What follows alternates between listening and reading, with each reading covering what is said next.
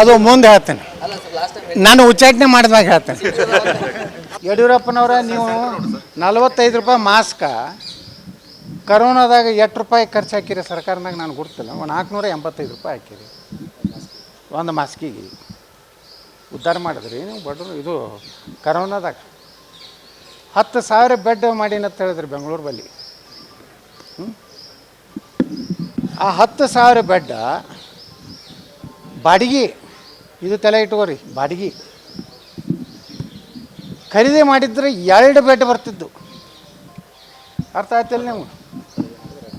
ಒಂದು ಬೆಡ್ಡಿಗೆ 20,000 ರೂಪಾಯಿ ಬಾಡಿಗೆ. ಒಂದು ಪರ್ ಡೇ ಎಷ್ಟು? ಹಾಂ, 20,000ನಾಗ ಒಂದು ಕಾಟ, ಒಂದು ಇದು, ಒಂದು ಸಲಾನಿ ಇರಿಸೋದು ಎಲ್ಲ ಬರ್ತೈತೆ ಎಲ್ಲ. ಎರಡು ಸೆಟ್ ಬರ್ತಾವೆ. ಇವರು ಒಂದು ದಿವ್ಸಕ್ಕೆ ಎಷ್ಟು ಖರ್ಚು ಹಾಕ್ಯಾರ ಗುರ್ತತನ ಕರೋನಾದಾಗ? ದಾಖಲಾತಿ ಪಬ್ಲಿಕ್ ಅಕೌಂಟ್ಸ್ನಾಗೇ ಐತಿ.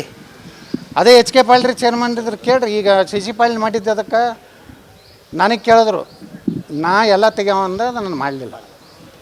ಕರೀತಾ ಎಷ್ಟು 1,000 ಕೋಟಿ ರೂಪಾಯಿ ಹೊಡೆದಾರ ಅದ್ರೊಳಗೆ.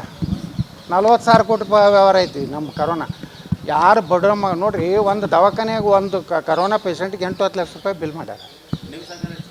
ಅದೇ ಹೇಳಕತ್ತೀನಿ, ನಮ್ಮ ಸರ್ಕಾರ ಅಂದ್ರೆ ತುಡುಗ್ರೆ ಅಲ್ಲ. ಯಾವ ಸರ್ಕಾರ ಇದ್ರೆ ಭಾರಿ ಹೇಳೋರಲ್ಲ, ನಿಮ್ಮ ಸರ್ಕಾರ ಐತ್ರಿ, ನಿಮ್ಗೇನು ಪರ್ಸೆಂಟ್ ಯಾವಾಗಲೂ ಧ್ವನಿ ಐತಿ. ನಾವು ವಿಧಾನಸಭೆ ಒಳಗೂ ನಾನು ಹೇಳಿದೆ, ನಾನು ಯಡಿಯೂರಪ್ಪಗೆ ಹೇಳಿದೆ, ಅಲ್ಲೇ ಕೂತಿದ್ದು. ನನಗೆ 5,80,000 ರೂಪಾಯಿ ತೊಗೊಂಡ್ರೆ ಮಣಿಪಾಲ್ ಹಾಸ್ಪಿಟ್ಲ್ನಾಗ.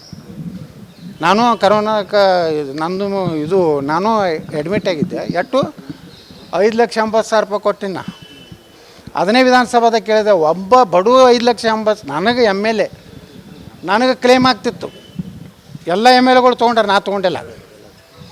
ನಂದೆ ಇನ್ನೂ ತನಕ ನಾನು MLAಗಳಿಗೆಲ್ಲ ಫೆಸಿಲಿಟಿ ಐತಿ.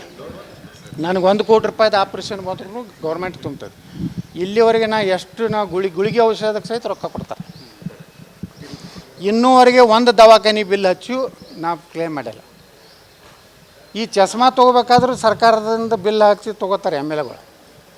ಅವ್ರ ಅವ್ವ ಅಪ್ಪ ಹೆಂಡ್ತಿ ಅವ್ರ ಹೆಸರಲ್ಲೇ ಕ್ಲೇಮ್ ಮಾಡ್ತಾರೆ. ವರ್ಷ 4-5 ಲಕ್ಷ ರೂಪಾಯಿ ಮಾಡ್ತಾರೆ. ನಮ್ಮ ತೆಗೀರಿಪ್ಪ, ಇದ್ರಾಗ ಎಲ್ಲ ಸಿಗ್ತಾರೆ ನೋಡ್ರಿ. ನಾವು MLAಗಳು ಇವತ್ತು ನಮ್ಗೆ ಎಷ್ಟು ಪಗಾರಿಗೆ ಎಷ್ಟೈದು ಕೊಡ್ತೈತೆ? ನಮ್ಗೆ 2 ಲಕ್ಷ ರೂಪಾಯಿ ಪಗಾರ ಐತೆ ನನಗೆ. ಒಂದು ಬೆಂಗಳೂರು ಒಂದು ಕಮಿಟಿ ಮೀಟಿಂಗ್ ಹೋಗಿ ಬಂದ್ರೆ 65,000 ರೂಪಾಯಿ ಬರ್ತೈತೆ ನಾನು. ಮತ್ತು ನಾನು ಔಷಧಗಳಿಗೆ ಇದು ಚಸ್ಮಾ ತೊಗೋದು, ಅದೇನು ಇದು ನಾವು ಶುಗರ್ದವ್ರದ್ದು ಇದು ತೊಗೋತೀವಲ್ಲ, ಇನ್ಸುಲಿನ್, ಅದನ್ನೆಲ್ಲನೂ ನಾವು ಸರ್ಕಾರದಿಂದ ತೊಗೊಂಡು ನಾವು ಮನುಷ್ಯರನ್ನು ಅದೇ ಬಡವ್ರಿಗೆ ಕೊಡೋಲ್ಲ. ನೋಡ್ರಿ, ನೀವು ಅಂಥವ್ರಿಗೆ ಪ್ರಶ್ನೆಗಳು ಕೇಳ್ತೀರಿ. ಸ್ವಲ್ಪ ಏನಾರೇ ಇದ್ದಾರೆ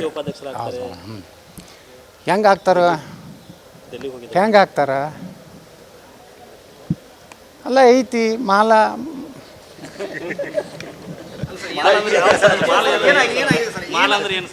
ಮಾಲ ಅಂದ್ರೆ ಎಲ್ಲ ಅರ್ಥ ಆಗ್ತಾವ.